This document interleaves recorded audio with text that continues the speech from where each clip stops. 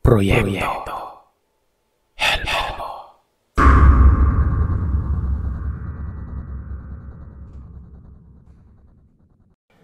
Makalipas ang ilang taon, schooling age na yung panganay ko. Lumipat kami sa isang apartment. May boyfriend na po ulit ako noon, si Alex. Yung asawa ko ngayon na mas mahal ka pa kaysa sa akin, Sir Seth. Sa kagustuhang makatulong sa mama ko at mga half-siblings ko, sinama ko sila noon. So ako, panganay ko, mama ko at ang 4 na half-brothers and sisters ko. Kumikita naman ako noon at maayos ang trabaho ko. Itong apartment na ito ay nasa 3rd floor. Hindi ito yung pinakamagandang neighborhood. Medyo marami-raming tao na kung tawagin nga sa atin ay overcrowded. May mga iskinita na talagang masikip, Sir Seth. Yun lang ang kaya ng budget ko noon dahil nagpapaaral ako ng mga kapatid ko at anak ko noon. Maayos naman noong mga unang buwan. Kaya lang, Sir Seth, sa hagdan at sa pinaka-main entrance, iba ang pakiramdam ko. May mga panahon na may nakikita akong babaeng nakatayo. Pero nakatayo siya sa may bandang kisame. Hindi naman sa mala sa dako o ano. Parang normal na tao lang pero sa kisame nakalapat ang paa niya. Nakatingin sa akin. Diretso lang ako. Kunwari ay hindi ko siya nakikita noon. Nag-cellphone ako noon para kunwari dead man lang. Nang makarating ako sa mataas na baitang at nasa harap na ako sa apartment door namin, na-realize kong magkatapat yung pinto namin sa kabilang unit. Bagay na hindi maganda. Ramdam ko na nakatingin pa rin yung dinaanan kong babae noon. Pagkakuha ko ng susi sa bag ko at pagkaangat ko ng mukha ko mula sa pagkakayo ko, naroroon siya.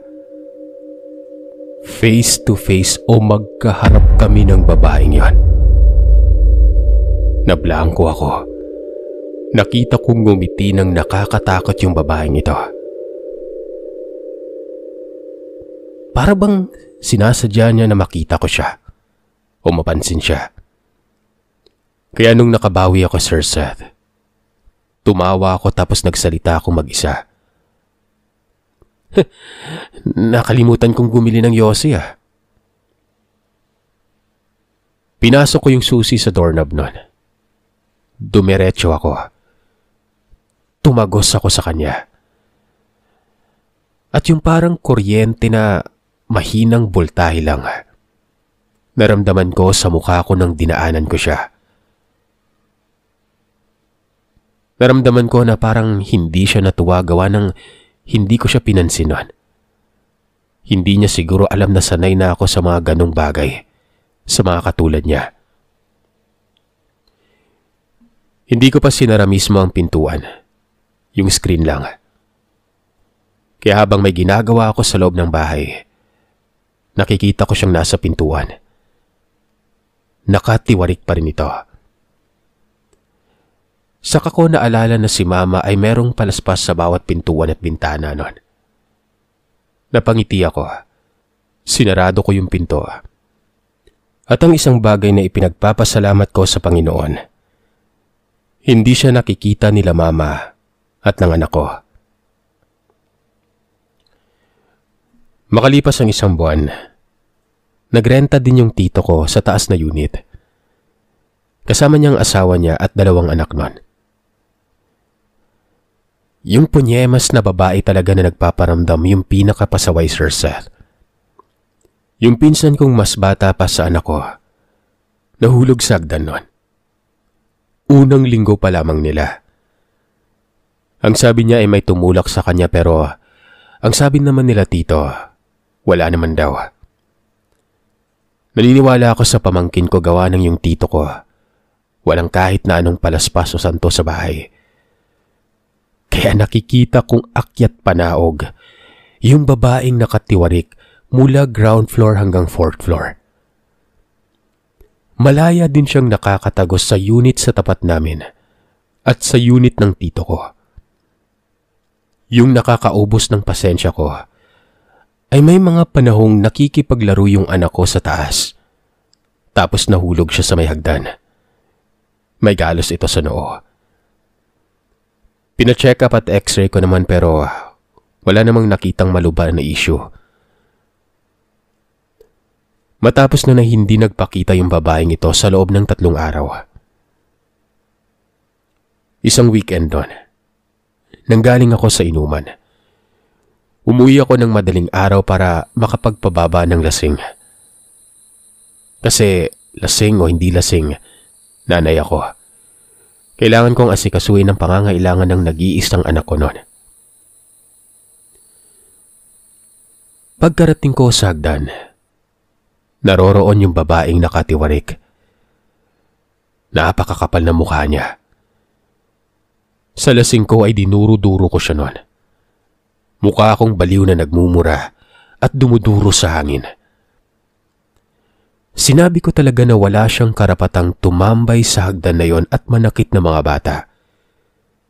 Sabi ko pa ay bakit hindi ako ang takutin niya at itulak?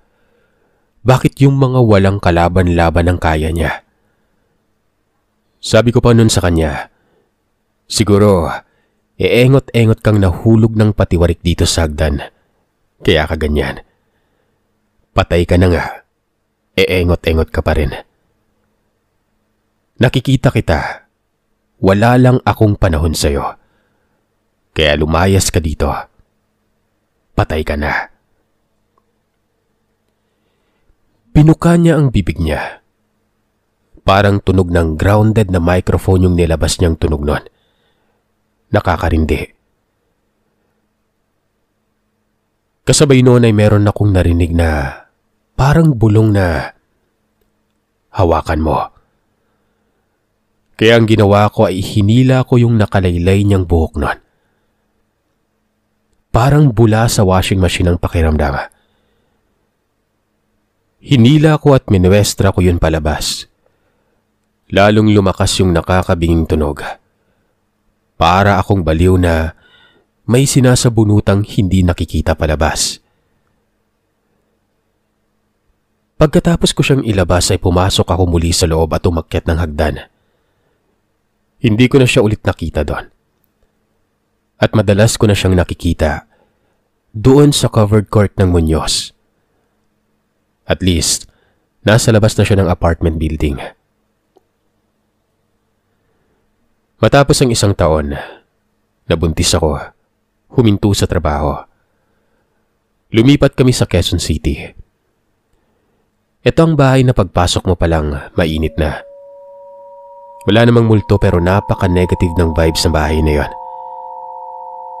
Segmented o divided na yung bahay na ito. Magkakaibang floor. Yung mga apartment. Yung anak kasi ng may-ari, nag-suicide umano sa isang kwarto doon sa main house. So parang buong bahay naging negatibo na yung pakiramdam. Nang may panganak na yung bunso ko, palagi itong umiiyak. As in umiiyak talaga siya, Sir Seth, kung hindi ko hawak. Ay naman sa pedya niya, wala naman siyang sakit nun. Healthy to, malaki. Matapos ng 1 buwan ay kinuha na kami ng asawa kong si Alex. Lumipat naman kami sa San Miguel. Maayos naman. Kaso medyo iba din yung bahay. Iba ang vibe sa common kitchen at common CR. Mezzanine floor kasi ang inoccupy namin at walang sariling CR at kusina yung floor na yon. Isang beses ay naglaba ako sa likod. Madilim. Maya-maya ay may narinig akong Tina. Boses yun ng lalaki. Napamura ako gawa ng nahihirapan na nga akong maglaba at magkusot. Nakikisabay pa siya. Minura ko ito. Sabi ko noon, sa kakamanakot pag magbabanlaw na. Pagod na ako. Papatulan kita. Nawala yung kakaibang pakiramdam. Pero pagpasok ko sa pinto ng laundry area, ay merong sumalubong sa akin na parang usok. Mabilis lang. Naaalala ko si Angela pero mas malala yun. Medyo negative vibes kasi yung mga vibe ng mga tenants sa babang room.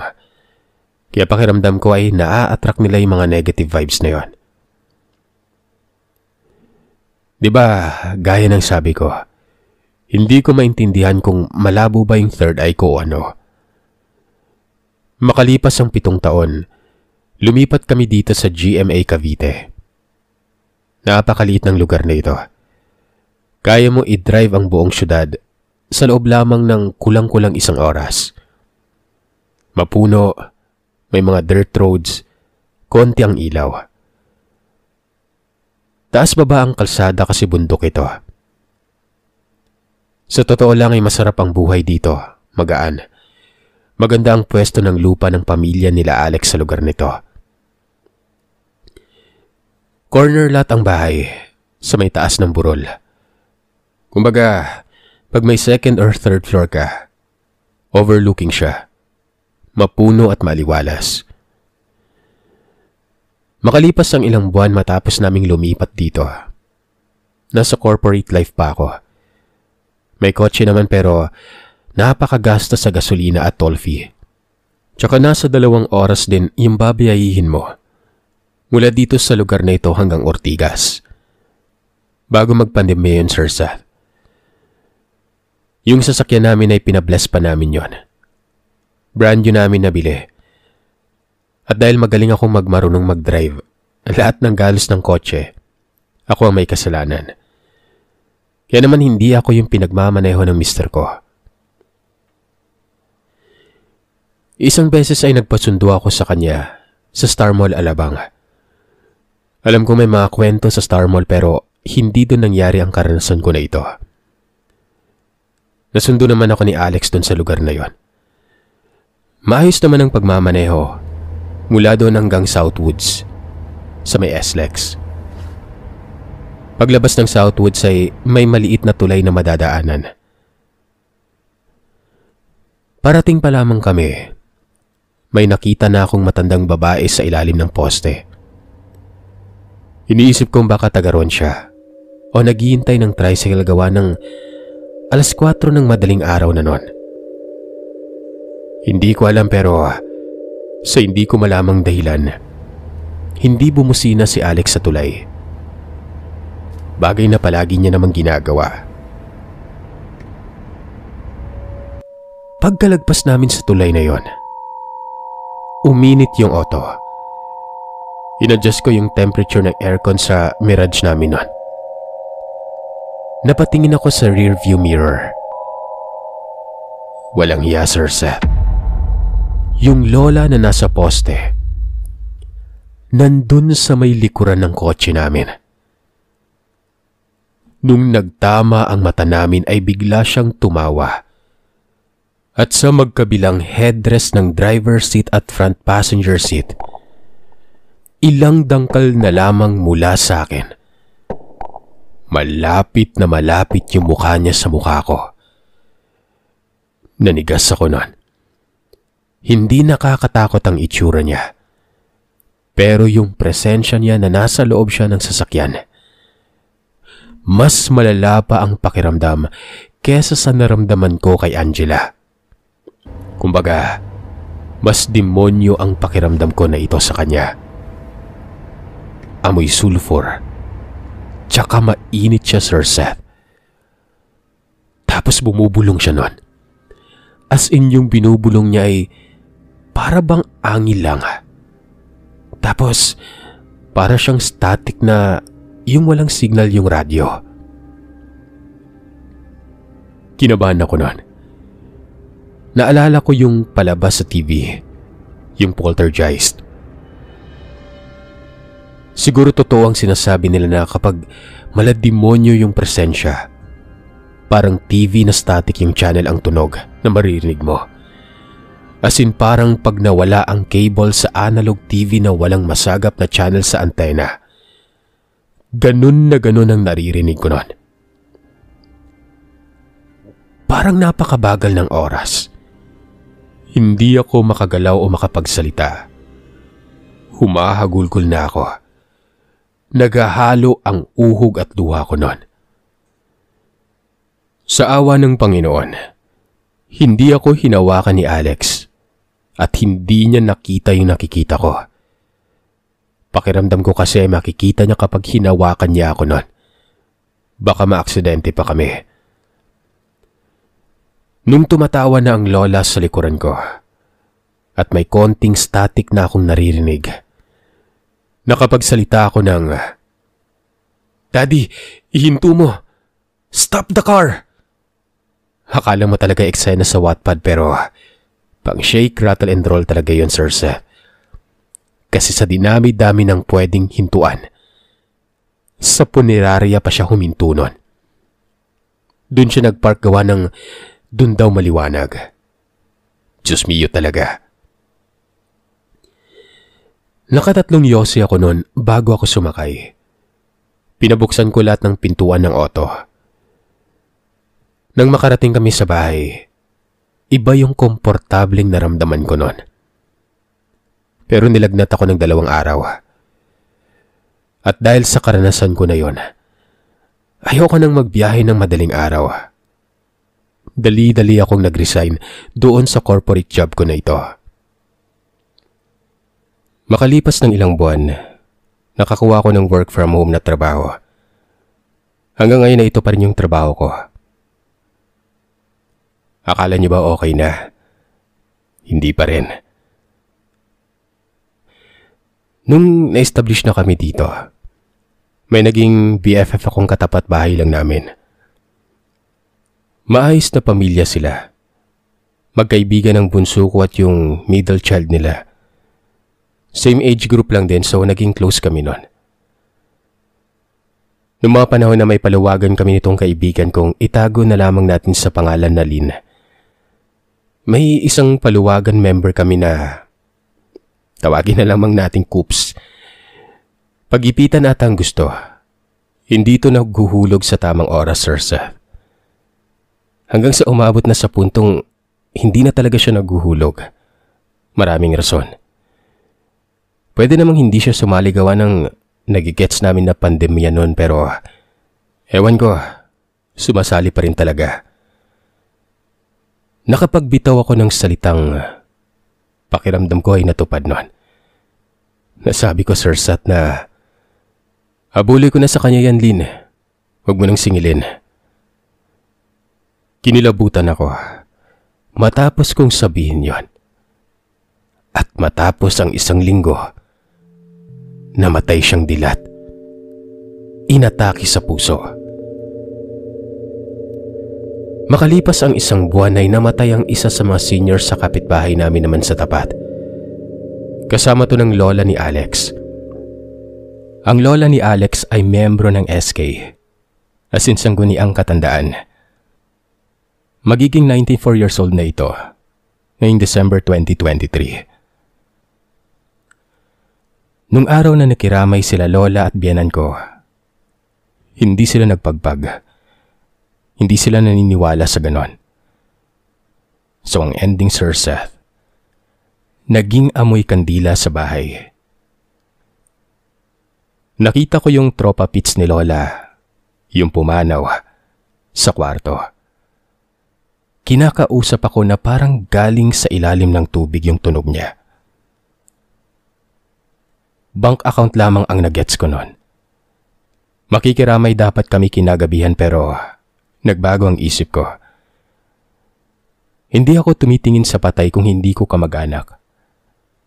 Kaya pinasabi ni Alex sa biyenan ko na sabihin sa mga anak nitong namayapa na naghabilin ito ng bank account. Doon ay napag-alaman na meron palang bank account na hindi nakalista sa conjugal properties at magagamit ng mga anak ng yumao sa pandagdag puhunan nun. Ang nakakalungkot lang, Matapos ng isang buwan ay napanaginipan ko yung biyenan ni Lynn. Nakausap ko pa siya sa panaginip ko. Alam kong may sakit ang biyenan niya. Mabait yon. Sumunod na araw, kinamusta ko siya kay Lynn. Sagot naman ni Lynn ay ayos lamang daw. Nangihina pero nakakakain pa naman. Pero kinagabihan nun, Sir Seth, pumanaw ang biyenan niya. Alam kong malabong ako ang dahilan pero sa tingin ko ay isa inyong senyales. Yung panaginip ko na malapit na siya. Yung second to the last day ng burol ng biyenan ni Lynn, may nakita akong 3 tao na nakatayo lamang sa tent.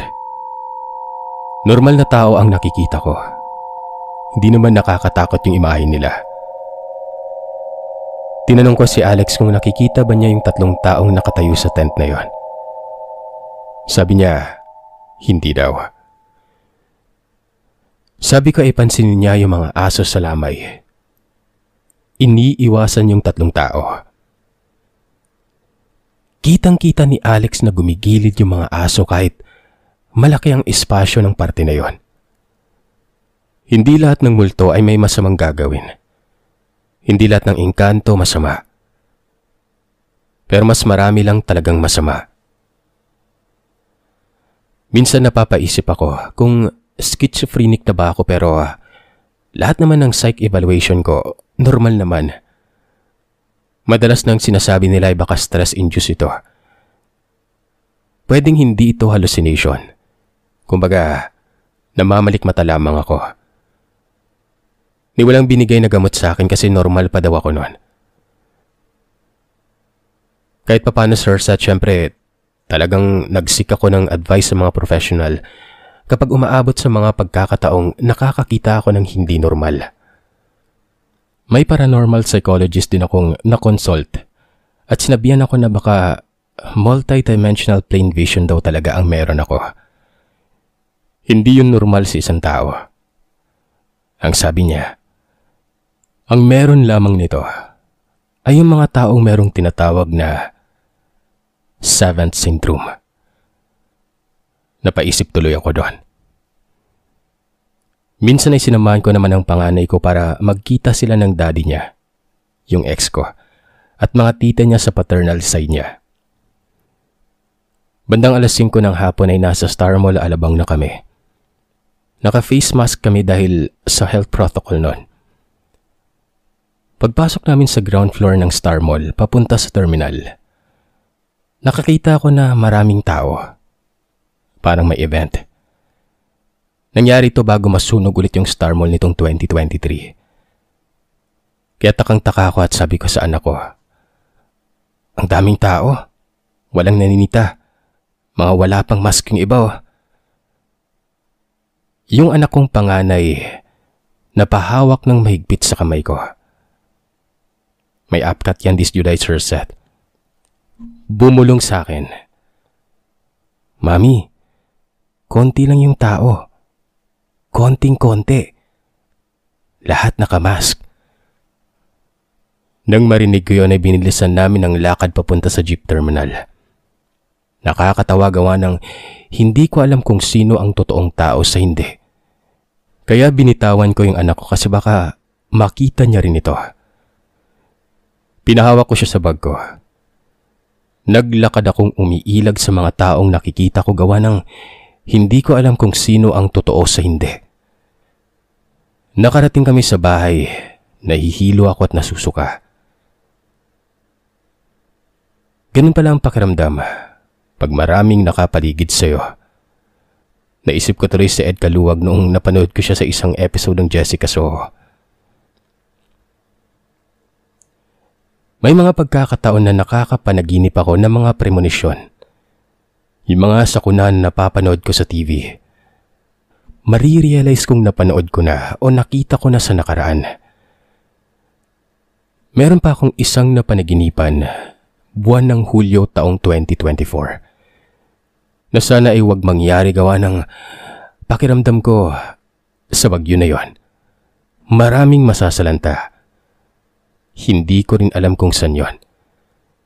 Basta sa panaginip ko ay nasa bahay akong pinasok ng baha at tinangay ng baha ang aso sa bahay na yon. Minsan ay napapanaginipan ko ang pinsan ni Alex. Hindi ko alam kung siya ba yun o manifestation lang. Hindi siya makapasok sa bahay pero siya yung nagpagawa ng extension ng bahay na kwarto na naming mag-asawa. May mga pagkakataon na binibigyan niya ako ng numero. Tinataya ko ito kung saan ko pakiramdam itaya. At nananalo kami ng 100 hanggang 200 dolyares. Malaking bagay sa mga panahong kailangan namin. May mga panahon pa na habang tulog ako ay nagbibigay ako ng numero na naisulat ng asawa ko tapos ay lumalabas ito sa loto. Kaso hindi kami tumataya doon. Hindi kami nanghihinayang ni Alex gawa ng alam namin na hindi talaga para sa amin yon. At isa pa, Sir Seth, komportable at kontento na rin kami sa kung anong meron kami ngayon. Nitong mga nakaraan ay napapanaginipan ko na tinatawag ako ng puno ng kamyas. Malungkot umano sila gawa ng wala silang binabantayan. Gustong gusto kasi ng mga kalaro ko dati, pag maingay at masaya ang bahay namin. Parang nakikiparty sila kumbaga. May mga panaginip ako na nasusunog ang katapat na bahay namin pero scot-free kasi ang ancestral house namin. Yung hangin mismo ang nagtatamboy sa sunog palayo sa bahay namin. Ilang bagyo at baha na rin ang dumaan sa bahay na yon pero minimal na pinsala lamang sa bahay namin. At lahat ng miyembro ng pamilya namin ay safe. Pinagiba ng pamilya namin ang ancestral house namin 15 taon na ang nakakalipas. Sa rason na merong kinalaman sa legalidad. Nakabakod na lamang ang malawak na lote na yon. Pag nagkapera ako, kung saswertehin, sana ay mabili ko ang lote na yon. Hindi ko ipapaalis ang puno ng kamyas. Kumbaga, bubuuin namin yung parte na yon. Puprotektahan ko yung puno. Pakiramdam ko mula pagkabata ko ay meron ng mga nakasubaybay sa akin. Ano man siya, gabay, anghel o ano. Basta maraming beses niya akong naligtas sa mga pinsalang ito. Mga pagkabigo, hindi magandang relasyon. Nailigtas ako sa sakuna. At pakiramdam ko ay ginagawa nila lahat ng sinasabi ko. Na ma-manifest at nagkakatotoo. Masama man o mabuti ang sinabi ko. Kaya lagi kong sinasabi sa mga anak ko na mahal ko sila. God bless you. Stay safe and healthy. Stay happy. Magiging successful ka. Mapapasa mo lahat ng subject mo at pinoprotektahan ka ng Panginoon. Alam mo, Sir Seth, hindi kami practicing Catholics. Pero every time na tinuturo namin sa kanila ang tungkol sa mga dasal at mga rosaryo, tinuturuan namin sila gawa ng para kahit saan o kahit kailan, makakapagdasal sila. Itinuturo namin na ang paniniwala mo ang batayan ng pananampalataya mo. Hindi ang relihiyon. Ang relihiyon ay isang organisasyon lang. Kumbaga, sama-sama doon ng isa ang paniniwala at pananampalataya. Pero sa huli ay ikaw pa rin yung makakapagdetermina ng paniniwala mo. At ikaw pa rin ang makakagawa o makakasunod ng kung ano man ang pinaniniwalaan mo. Kahit na ano pa ang relihiyon mo. Hanggang dito na muna, Sir Seth. Baka mapaos ka nakaka-record. Baka ilang parte na ito. Basta paki-shoutout si Alex, si Ate Phoenix at ang bunso kong Phoenix. Yung binan ko at lola namin na hindi pwedeng in-name drop dahil sa religion nila. Tsaka pati mga aso naming amoy aswang na sila Kamsi, Bambi, Daffy at sa manok na si Yanggaw. Opo, Sir Seth. Yanggaw ang pangalan ng manok namin. Sana'y magkaroon kami ng itim na manok na itatawag naman naming alay. Muli, ako si Tina ng Cavite, ang babaeng may malabong third eye.